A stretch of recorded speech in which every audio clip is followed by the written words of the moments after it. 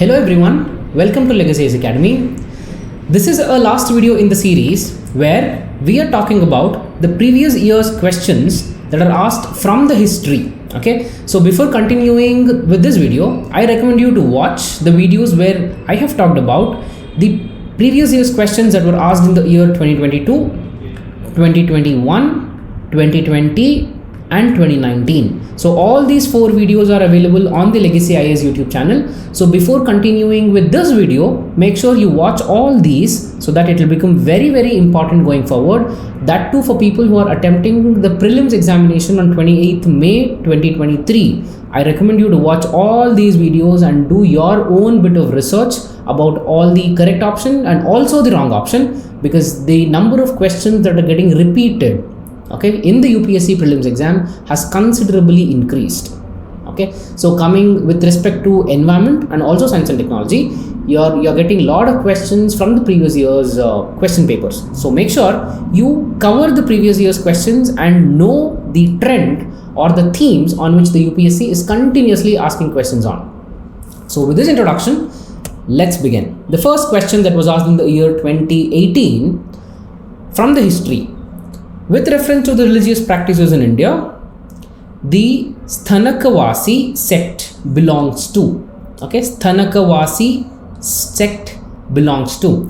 See, Sthanakavasi is a subsect under Shwetambaras. Under Shwetambaras, Sthanakavasi. So some people who follow Jainism would know. So the particular communities are called as Sthanakavasi Shwetambaras. That's how they are named. So as it is a part of the Shwetambaras, and Shwetambaras are a very intricate part of Jainism. Whenever we are talking about Jainism, we have talked about 2 important sects of Jainism, that is Digambaras and Shwetambaras. Digambaras are the people who believe in sky clad. They don't wear even a piece of cloth on their body, whereas Shwetambaras from top to bottom, the only type of cloth that they wear is white in color. They wear white cloth. That is the reason why they're called as Shwetambaras. And I want you to comment in the comment box the religious guru of Jainism who started the sect of Digambaras and the religious guru of Jainism who started the sect of Shwetambaras. I'll give you even more better clue. You will have 2 important people. One is called as Thalabahu and Bhadrabahu. These are the 2 people, and I want you to know who was the one out of Thalabahu and Bhadrabahu, who was the one who gave rise to Digambaras and who was the one who gave rise to Shwetambaras. If you know the answer, comment it in the comment box. If you don't know the answer, you will have to revise Jainism, because this is a very important chapter in the ancient history. Second question. With reference to the cultural history of India, consider the following statements. Most of the Tyagaraja Kritis are devotional songs in the praise of Lord Krishna. Tyagaraja created several new ragas, possible, several new ragas, very generalistic statement, possible. Annamaya and Tyagaraja are contemporaries, very specific. Annamacharya Kirtanas are devotional songs in the praise of Lord Venkateshwara. These are the 4 statements given. Look at the statement 2. Tyagaraja created several new ragas, possible. So let's take 2. You can eliminate 1. Clear? Look at the statement 1. Most of the Tyagaraja Kritis are the devotional songs in the praise of Lord Krishna. Not at all. They are in the praise of Lord Ram. So the first statement is incorrect. You will have B and D. Clear? Look at the statement 3. Annamacharya and Tyagaraja are contemporaries. See, Annamacharya was a person who was alive around 15th century, where Tyagaraja was a Bhakti saint, who was alive around 17th or the 18th century. 1767 would be the time period of Tyagaraja. So keeping this in mind, you can consider statement 3 as incorrect. So eliminate 3 and the answer that you get is B, that is 2 and 4. Third question. Which of the following foreign travelers elaborately discussed about the diamonds and the diamond mines of India? Which of the following foreign travelers elaborately discussed the diamonds and the diamond mines of India? You will have 4, and remember all these 4 names are mentioned in the NCERT. Okay, don't be of the opinion from where did UPSC pick this particular question. All these 4 are mentioned in the NCERT. I'll even give you the context why in the year 2018 UPSC picked this question. All of you would have heard about a person called Nirav Modi. Okay, Nirav, don't confuse this with Narendra Modi. I'm talking about Nirav Modi, who was a diamond merchant, and he is very well known for the PNB scam, Punjab National Bank, worth 12,500 crores. Okay, as Nirav Modi was a diamond merchant, he was a diamond trader, and Nirav Modi was in news in the year 2017 and the early part of 2018, where the PNB scam came out. Clear? So getting inspiration from the diamond merchant, that is Nirav Modi, UPSC picked a similar question from the medieval history, where UPSC asked the travelers who elaborately discussed about the diamonds and the diamond mines in India.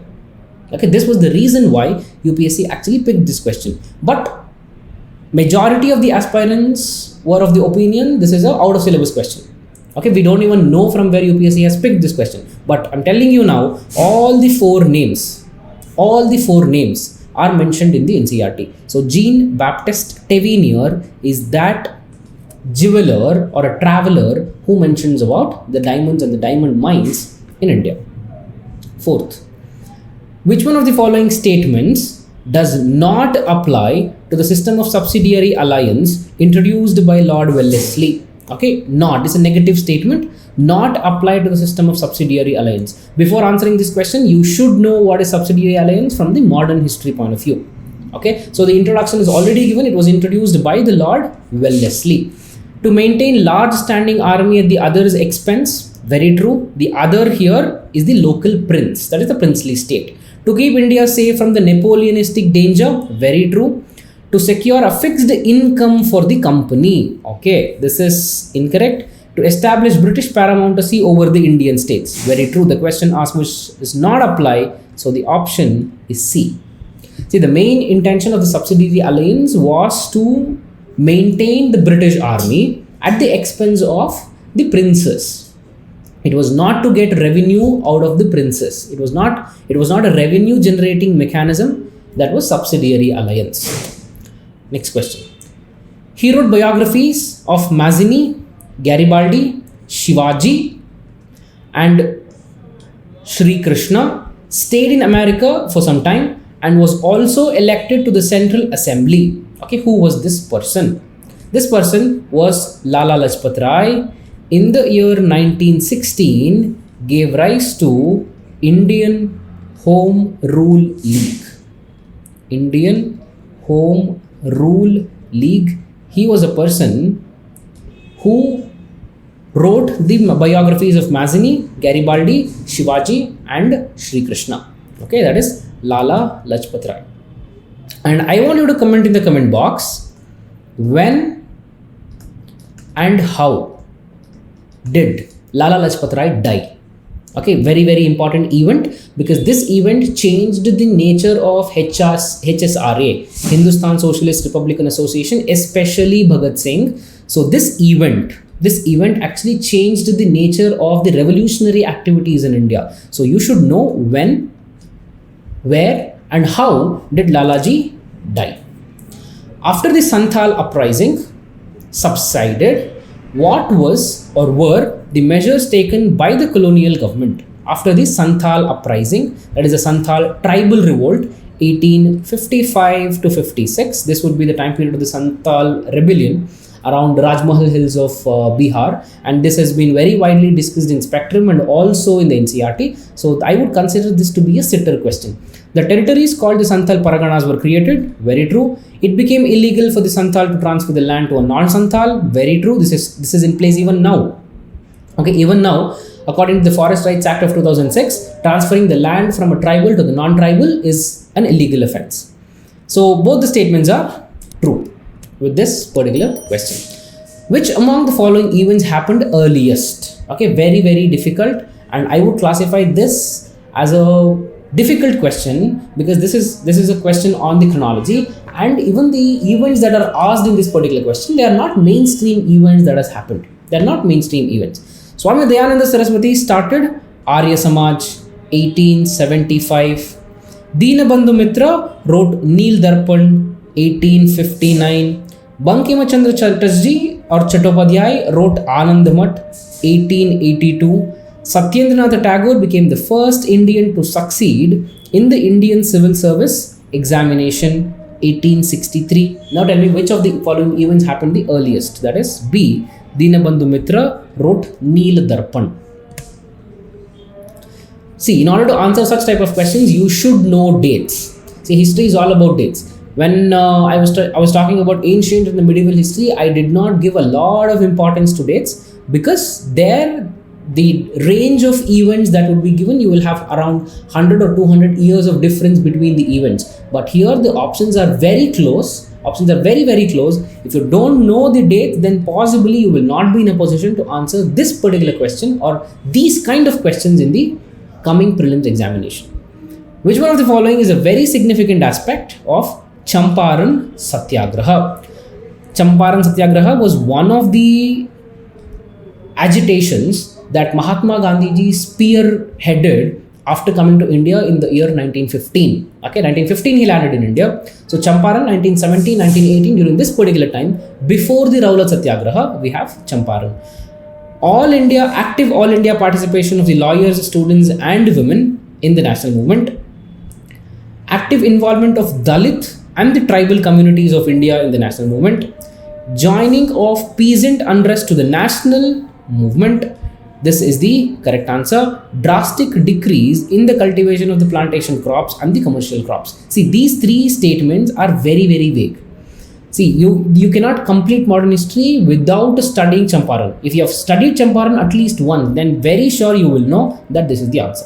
And all these three statements are very, very vague.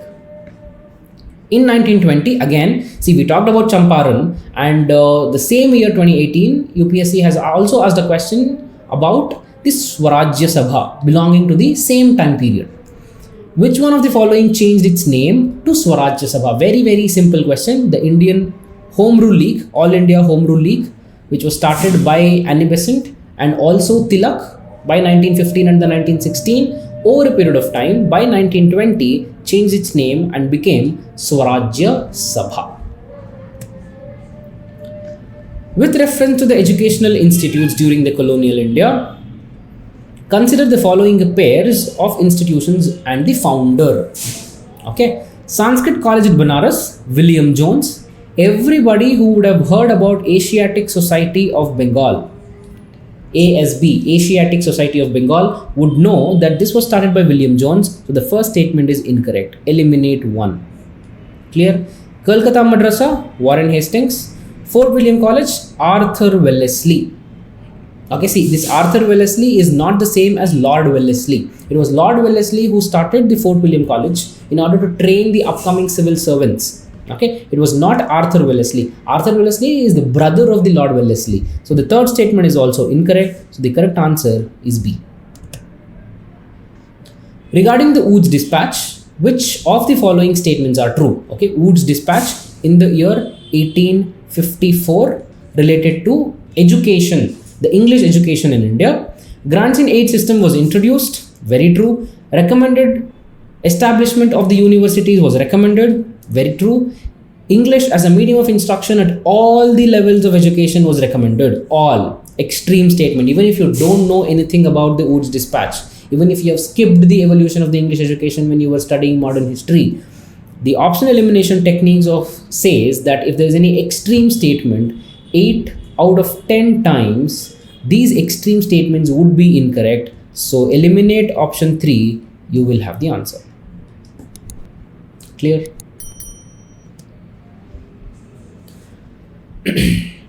Which of the following led to the introduction of English education in India? Charter Act of 1813, yes, this was the first time when the missionaries were allowed to enter India and set up the institutions. This was this time where the grant of 1 lakh was given to the establishment of the English education in India. General Committee of the Public Instruction, yes. Orientalist and the Anglicist controversy, yes, of course. Whenever there was a debate amongst the Britishers in order to have the vernacular language in the primary, secondary or the higher education, or to have English in the primary, secondary, and the higher education. This is called as the Orientalist and the Anglicist controversy. So all these things are related to the English education in India. 13th question. Economically, one of the results of the British rule in India in the 19th century was a very sitter. You have an entire chapter which talks about the economic critique of the British in India. So if you have gone through that particular chapter in the spectrum, this question becomes very easy. Increasing in the export of the Indian handicrafts, this did not happen. Actually, the vice versa happened. Import of the British goods into India happened and not the export. Growth in the number of Indian owned factories, why will British do it? Britishers followed something called as the policy of mercantilism, where they treated Indians as subordinates, and this was a policy of colonialism. So there was no chance that the growth of the number of Indian owned factories would increase. Did not happen. Commercialization of Indian agriculture, very true. Rapid increasing in the urban population. There was no urban cities. The development of the urban cities itself did not happen. Then how will the rapid increase in the urban population happen? Clear? Commercialization of the Indian agriculture. If this happened, so the agriculture before the advent of Britishers was subsistence agriculture, which means people just produced something for their consumption. The commercial sale of the agricultural products was not the motto of farmers. Okay, so after the advent of Britishers, as the Britishers imposed huge taxes on people, the commercialization of Indian agriculture started. Okay, the staple commodities of the export by British East India Company from Bengal in the middle of 18th century were, okay, cotton, silk, salpetre, and opium. Okay, option D is the correct answer. So see, you should have cotton. If you don't have cotton, you can just eliminate it. B and C, you can just eliminate. We're talking about oil seeds. Okay, we did not see, even now we don't grow oil seeds and export, because India is the largest importer and the consumer, or the second largest consumer of the edible oil after China. So oil seeds, eliminate. You can find the answer: cotton, silk, opium.